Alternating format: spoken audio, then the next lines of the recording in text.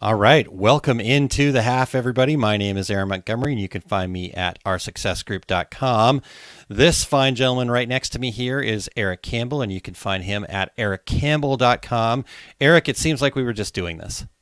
Yeah, because we were. Oh, yes, that's We right. always say that, the best things we do in life are not sprints but marathons, and I think that's the way we decided to podcast this morning. Marathon, right? Literally back to back. We closed the show. There were 5 words, and it's the half. Like that's That's right. Like we were like, up, okay, it's start go time, and we're here. So, Rich, hello. Thank you for being here with thank us. you much, Rich. And Ramona, good morning. Good to see you today again, Ramona. Thank you. Yes. Um, Mr. Frank Dunn joining us. Good afternoon, Frank. And yeah, we've got everybody checking in and saying hi. Barb, hello. Hello. Yusta, good Out in Sweden. afternoon, Hello. evening, whatever it is there in I should look it up. Sweden. I didn't, but I should have. We could, but we We could. didn't. Yeah. We didn't. He'll let us know. So, hey, you guys, let's get right into this. I appreciate everybody checking in and saying hello. But what do you guys want to talk about, right? Because if you let Eric and I just run and go, that, hey, we'll do that. But what do you guys want to talk about? Bring up the topics. What do you guys want to talk about? What questions do you have? What things would you like to discuss? What's going on in your business right now? Yeah, Maybe share a win, right? Share that would something be that awesome. has Yeah, gone why well not? for you, right? What are some of those things that we can do? So while we're waiting for that, Eric, we've A got couple more Woody. highs to say. Yeah. Yep, yep. I thought the last show was 30-minute one. No, that was an hour and 30-minute one. That was just the bonus time from the two other guys spilling all the way into this show. That's right. That's right. Yeah, That's why we cut indeed. this one off. That is specifically why this one is 30 minutes and 30 minutes only, so that we don't just broadcast all day, as much as That's we right. probably would be fine to Yeah, do yeah. that. Because you can and don't forget, everybody, you can get more of Eric, and I know that you can't get too much of Eric, so you can get more of Eric at 3:30 Central Time, Yes, 2:30 indeed. Mountain. Yep, That's yep. true. The take up's still coming up. So if you absolutely must listen to 5 hours of me talk today, and I'm sorry, then I jump back must. on later for the take up. I But must. I yeah, must. What's today's take up topic again, Eric? I know you just told today's us. take up is stitch type interactions. So it's how different stitch types interact with each other and how to control that in your embroidery. So digitizing heavy topic, but it can also help people understand what's going wrong, even if they aren't digitizing, when they have issues, when Yeah. stitches clash, and also how they work with different materials. So that's coming up. Yeah, Yeah, yep. for sure. So Eustace says 18:30. So yep, So let's see evening. here. That. Good Yep. evening. So Yep. it's Good evening. 6:30 for those of us using 12-hour time. But Exactly yeah, for us 1832, Americans. 1800 hours. There you go. So Lisa, good morning from sunny, soon to be hot Colorado. So Boy, no hot and snow. humid I don't know. For already. some reason, I always see these random snow pictures at times when you shouldn't see snow from Lisa. So She's up there, but we've had a lot of humidity lately, so it's been like, okay, yeah, I prefer my desert back, thank you. It's yeah, great that we get it because we get droughts and we need the rain, but sometimes personally is difficult. yeah. So the take up is at 10:30 p.m. for those of us on the 12-hour. Yes, yeah, Yes, yes. All right. there we go. All right. Alina says, "Hello, everyone. Thank God it's Friday. So it's been a rough week. So let's talk about Hey, it." we can talk about it. Yeah, certainly. I mean, I'll say this much: sometimes there's work we want to do and work we don't want to do, and both of them are equally important. And sometimes we do that work we don't want to do, and it's still valuable. That's about knowing your business. I'm going to say my week has been full of work that I didn't want to do, that wasn't fun, but that made a lot of bottom line sense. There you go. I like it. I like it. That I like happens it. sometimes, folks. Yes, it does. Yes, it does. All right. Ramona says, "I wish I could get more new users to your take up. Even if they have no interest in digitizing, it's still great education to know how things work." And you know what? 100%. Here's a thing that I've been hearing, and I'll fully admit to this. I know part of my brand is talk fast and talk a lot, and the take up is long. I am going to start doing a little bit more short form content. So there will be something like that coming up. My time is so limited that I don't know when it's coming up. But I will say this: new users, part of the problem they have is that it is very dense, and I know the take up is like going to the university class when what you need is the night school workshop. And I think that sometimes that happens to people. So I super appreciate you sending anybody who wants to come by, but I also understand when people are like, all right, I don't have an hour and a half to listen to Eric get technical about stuff. Sometimes that there's a valid point to that. So I'll probably have to do some more short form stuff in the future that's not just live spooling off for an hour and a half. All right. So 30 minutes of the half just isn't is too much, or I'm I just don't kidding. know. I don't. The half is great. I talk about topics that are probably not for the half. Got it. Kidding. All right. I got it. Helen, hello from Baton Rouge. Baton Nice. Rouge. Very nice. Thank you for being here. And then this is Facebook user. I think this is a situation where if you're in a certain mode in Facebook, it does this to you. Yep. But I did go and look, and this is Marianne Oh, from nice. Santa Fe. Yes. Thank you for being here as well. I'd love to have another New Mexican on the bead today. Yep, there you go. And Clara from, well, not from anywhere, at least not what I can tell. But good morning, Eric, Aaron, and It was good Eric. to All meet you, right, by the way, back when we did. But yeah, good morning. Happy to have you around. But awesome, yeah, so awesome. what we were talking about on the two-wheeler guys, why did it go into super bonus time? I think we got into some topics that are pretty interesting for everybody. We talked a lot about what it means to be in the government business and things that are beyond technical Yeah. skills. Something I would love to hear from you guys is what do you think is valuable that's not a decoration skill that you've brought to bear in your business over and over? If you guys who are live, I would love to hear from you. But Yeah. like I said, I'm going to put mine out there one time again. I have kind of a liberal education. And I don't mean that in a political sense. I have a more broad education. I did a lot of stuff that was about writing and communication, and I feel like that was super valuable to me. And I think learning how to communicate and write clearly was a massive win for just about everything I do in the industry. So I that's something I always kind of champion, learning to communicate in. It doesn't have to be that you have to go and take classes or get an English degree to do it, but I feel like that was something that's really important to me. And I'd love to hear, like, Aaron, do you have a thing that you find to be a skill, even if it's a total soft skill, not a trained skill, that you think made the most difference in your career that's outside of the technical? Oh, absolutely. I mean, it's what led me to start our success group. I have discovered that my quote unquote superpower, so to speak, is this ability to kind of see the big picture and then be able to navigate through and kind of find the problems, right? So it's and this is, I think, why it's taken me so long to get to this point to understand what it is because it is a little bit hard to describe and hard Mm-hmm. to kind of put into words, but it's about like going, okay, what's the challenge? What's the problem? And then for some reason, my brain allows me to go, okay, let's, here's some things that we can try. Here's what kind of, here's the path through or around these obstacles. Um, but like I said, I've had a hard time describing that, right? I can see it. It's just a Mm-hmm. matter of like getting it into action steps. And I think that's what that skill of mine that I've been able to kind of bring to our success group is because I found that the common denominator, Mm-hmm. the reason that a lot of these problems occur for small business owners, the reason our industry has such a massive attrition rate, right? I Mm-hmm. mean, I love the fact that we get people coming on here and showing up and so they're staying with it, but I know that this is just a very small percentage of what actually happens Yeah. in our Yeah. industry, right? Our industry, I worked for a company that their claim to fame was that they got 30 new customers a day. Mm-hmm. But I knew the reality was that the active user base didn't fluctuate that much. Right. And Yeah. so, Yeah. that's attrition. And it wasn't because the company was bad or the service was bad or, we were just trading customers with other people. The reality was that people go to a show, they invest their life savings into starting this business and they're not business owners. Right. And Yeah. that's Yeah. okay. You don't have to be a business owner, but you have to build the foundation, right? You have to be able to solve those problems.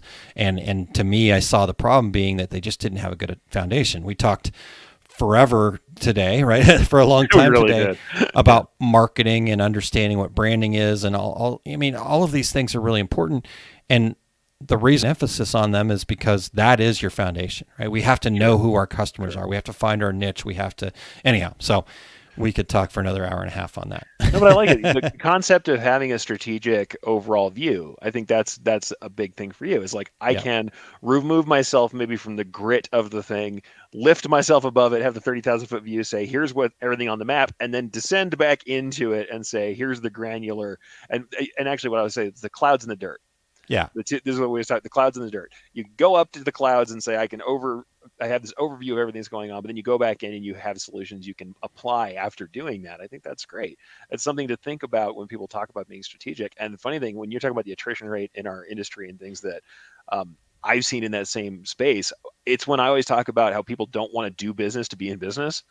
because we have these two kind of levels where like I'm a creative person, I want to do this cool artistic thing and make cool shirts is what it often comes out to, or cool patches or whatever it is. And then there's this other side where it's like I have to do business and sell things and deal with tax forms and everything else. But also that can be marketing, sales, getting out in front of people, making a message, and dealing with the physical shop, other stuff like that. And sometimes people are very imbalanced into which one of these things they're in. And you have to arrive at some sort of balance with that stuff or find a way to make a team that does that. Yeah. And I think that's part of it. When people go out and get equipment, they have a great shirt idea. Yeah. And that's hard because sometimes there are certainly people who would have been great brokers. That's the other thing too. There are some people who I'm like, what you are as an idea person who never needed to touch equipment, who should be working for somebody else and or, working to being a broker, be a person who's doing like promotional products people. That's actually a much more classic way for them to work because they don't produce a lot of what they do. The thing is, the director of apparel space, sometimes there's people who are meant for that too, I think. And it's hard because I love to teach everybody everything. I really do. I love the technical stuff. I love the execution. Sure. But at the same time, it's something I have to teach embroiderers sometimes too. They'll finally just go, man, digitizing sucks. I hate doing it. And I'm like, then you don't do it. Yeah. There are so many options outside of doing it yourself.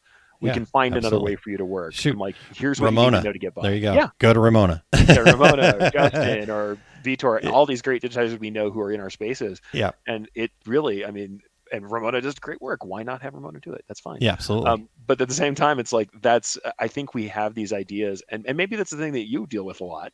We have concepts that we get into our heads that seem to come from nowhere that we built up that then limit us from doing things we want to do or need to do. Because we're like, well, I can't be a real embroiderer if I don't digitize. It's BS. It's not true. Even though I'm a digitizer who just about always digitizes as an embroiderer, it's not true.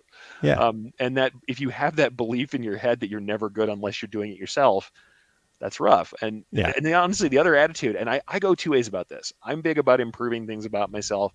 I don't feel like I always hit the mark, but I'm big on doing that work. That's something I really believe in doing. However, there is another kind of way about this, and he's not my favorite person, but I do talk about him often enough because he's out there in the media. Gary Vaynerchuk, Gary V, who's been out there doing social media stuff and making his way for a long time. Don't always love everything he does, but one concept he brought up that stuck in my head and kind of infuriated me, but at the same time, because there was something to it, is he's like, I don't worry about my weaknesses.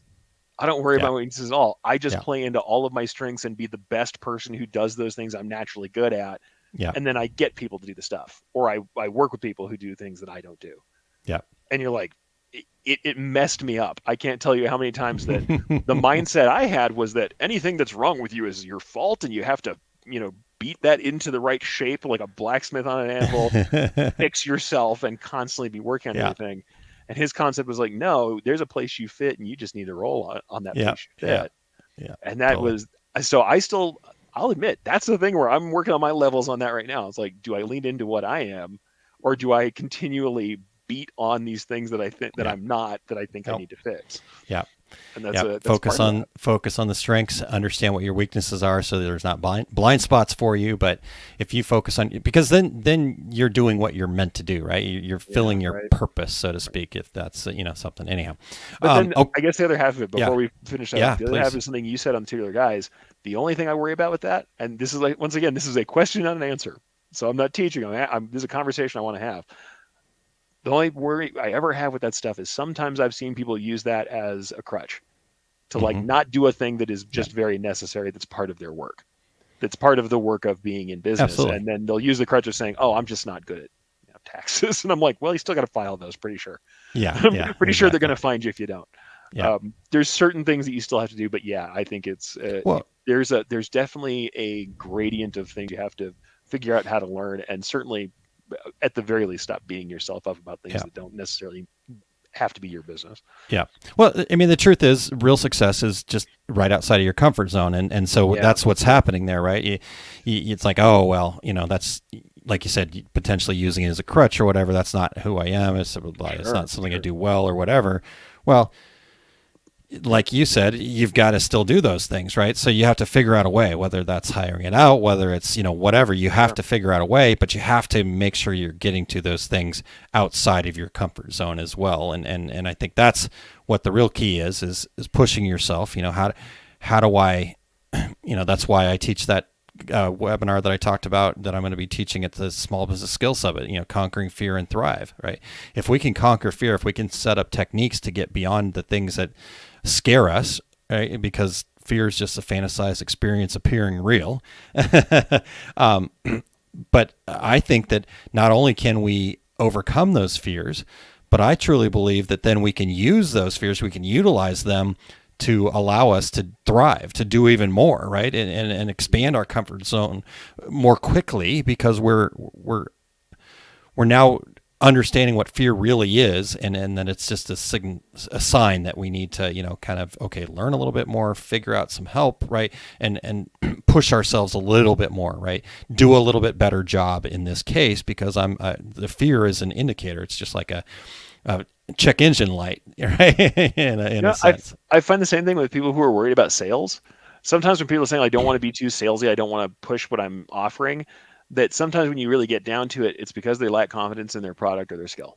Absolutely, 100%. And what the real thing they're saying to you, though they're not saying it, and they're not even admitting it to themselves, is that they're worried that what they're offering isn't good enough. Correct. A lot of the time, all they have to do is be shown what else is out there in the market and say, do you think your stuff is as good as this? And the funny thing is most people go, oh, mine's better than what I saw out there. And I'm like, okay, then why aren't we sharing that? Yeah, that's right. Why don't you want to sell it? What is it what's the thing that's actually blocking you up? And usually it's not because I don't want to appear like the used car salesman, which is always the argument. I don't want to be selling people lemons. I'm like, okay, well, don't make lemons and you won't be selling people lemons. Go, I don't make lemons. Oh, then you're already there. Like you're not making bad product, then it's okay. Yeah, I think totally. that's hard. Don't get me wrong. These skills of like walking up to a random person and saying hi, that is a real thing. If you got social anxiety or something else, that's a real thing. That's difficult. But that's not what we're saying. Real. Yeah. But we're talking about offering a product out there in the market and getting it in front of people. You sometimes have to think about that. And I'll be honest, there are times where I've done that myself, where I look back and go, you know what, I'm not skilled up enough. The reason I'm worried about selling this product is because it's got a flaw. And I do need to work on the product. Mm-hmm. That doesn't happen as much, honestly, as just having a confidence issue. You're having a hiccup where you need to look at that in a kind of a cold light and look at what else is on the market and go, all right, no, I'm providing a good product. I can trust that. I know that it's good. It's when you definitely there's this point where you can look at a product and say, I'm offering a thing I'm not ready to offer. Yeah, that can be real, and you have to make some alterations. But most of the time, it's that you're setting a standard for yourself that probably is over and above the standard people are expecting. Yeah, yeah. But here's the other part of that, Eric, too, that I think, again, this is where, again, I feel like my superpower is because if I go up here, I understand that if you go back far enough into this, if you go back into why you started your business to begin with and you have clarity in that, right? Because you didn't start your business to make money. You could go do a lot of other things to do that. That might be what ultimately, but why do you have to make money and why do you have to do this business to do that, right? And getting it clarity on that, because once you have an understanding and clarity on that, then now when you have that confidence issue, you can go back and go, well, is my why strong enough, right? Does my why overcome that confidence issue?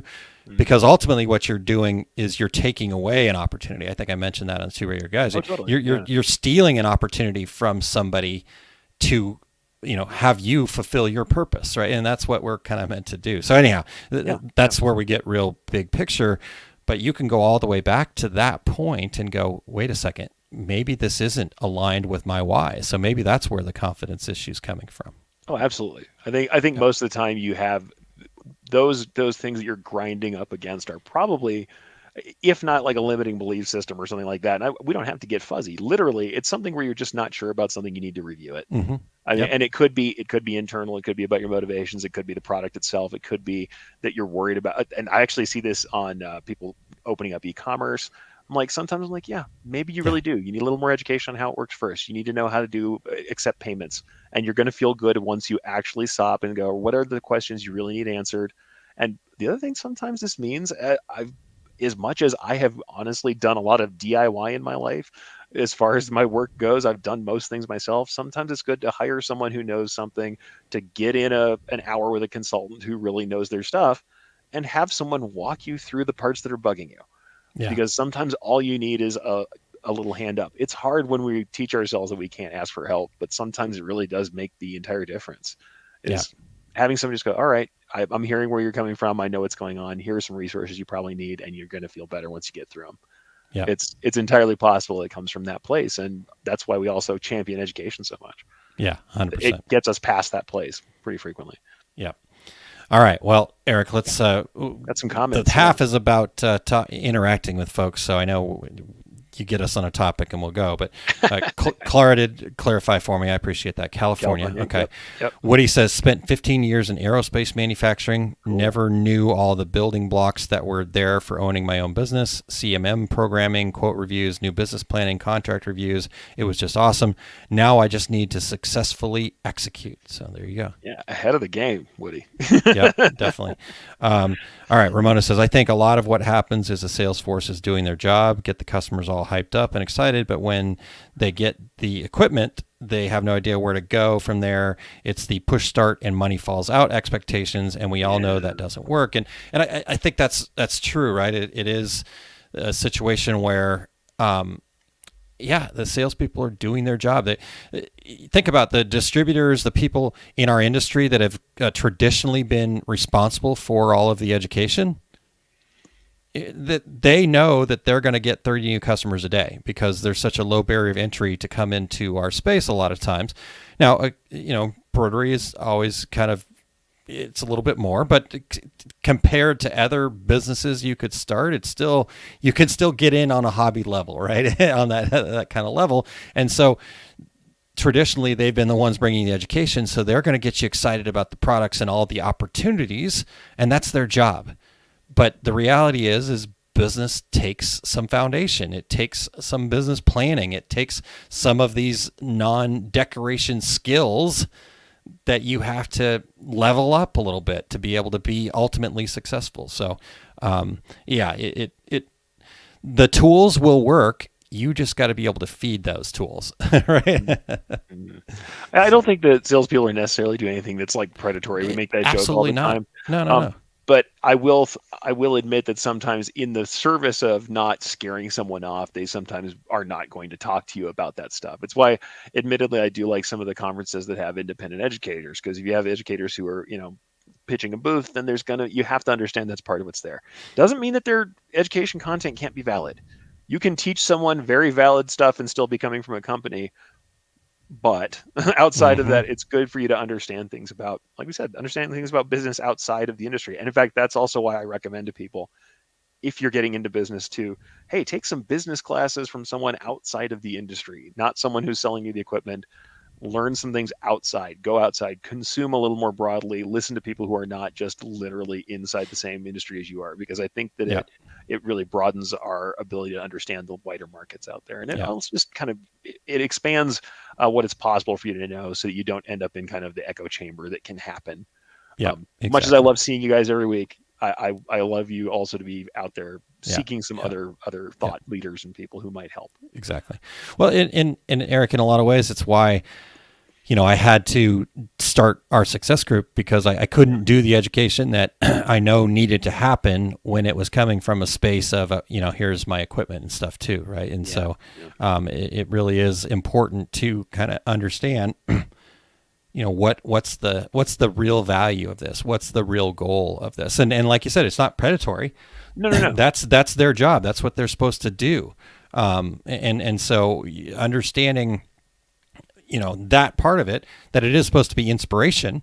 Yeah. And yes, all the things they're sharing is exactly right. It can make all these things. It can do all these cool things. It can, all these processes are there, and it's all possible.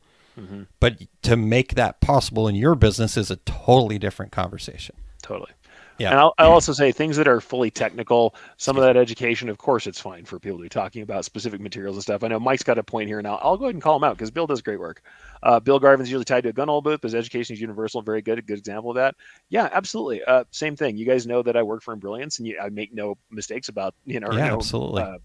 I make no misconceptions about that, but you guys see me working in different softwares and showing you different things. And I teach you about the generic nature of things. In fact, I'll actually credit Scott from Dax, because when we first started, he's like, you can't sell from the front of the room when you're teaching. That is not what we're going to do. We're never going to do that. I mean, and yes, there's stipulations against that at other shows, but Scott was really about making sure value is there for the people at Dax. And it was exactly how I was already teaching in a way that I think is elemental. But I think that's why I teach the way I do. I teach things that are elemental and universal, and I think that's important. But I always fully admit where I'm coming from, or Yeah. working for Yeah. at any given period Well, of time. you can see that. I mean, not to Sure. just toot Scott's horn, but I mean Yeah. the reality is Scott is the only one that pays the speakers what they pay the speakers, right? This is true. None of the speakers are making a living off of speaking, but Dax at least gives you an opportunity to break even, Yeah. right? I think in a That's lot of true. ways, Yeah, where that's true. whereas other shows, if you're not there to sell something else, Well, and hey, it's one of hard. the things I'll say too, if like I did education for the people at Madeira. You guys have seen me do stuff for them over the Hmm. years. Yeah, Um, when your goals align, if the goal is making embroidery good for yeah, people, then yeah, our goals are great. It's fine because yes, they tell you to use Madeira thread, but they're teaching you general knowledge stuff that you can yep, do.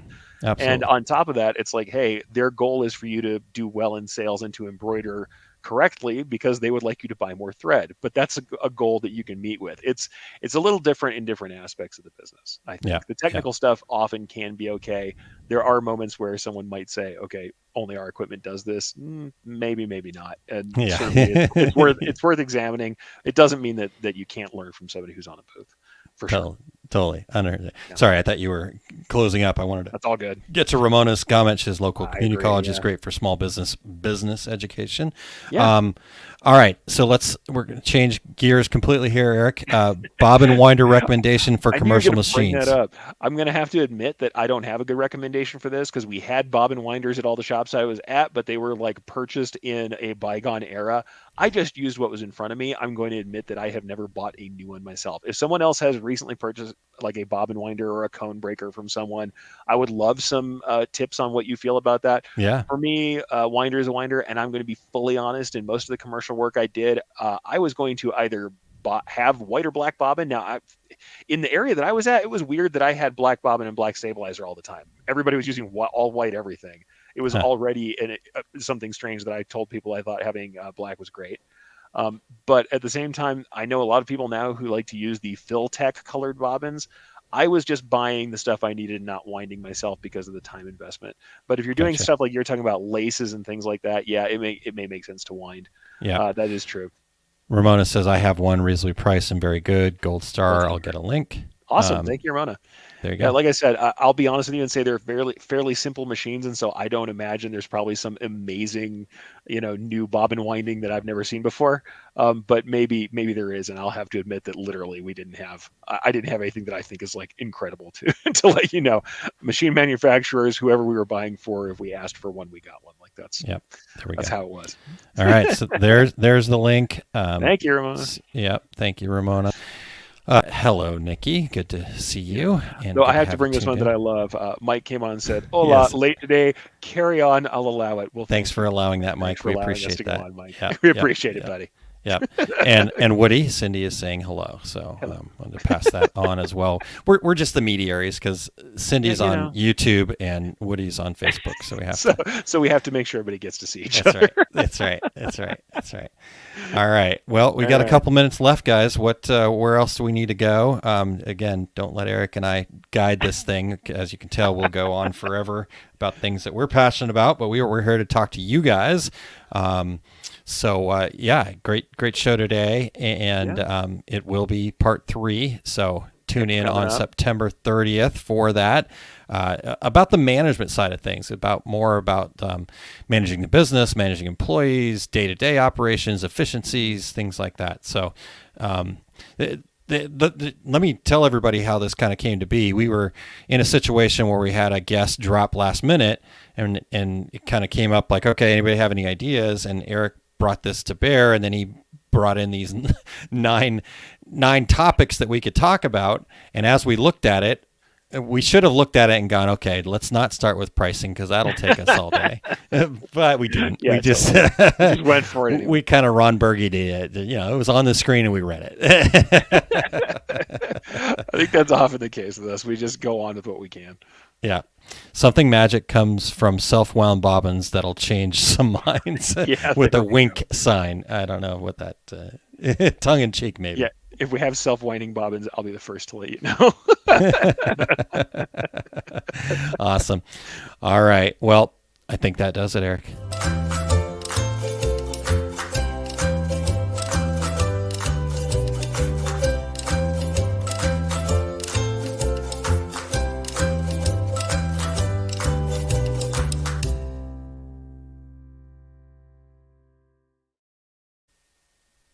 Did we look tired? Because I feel a little tired. That was a lot.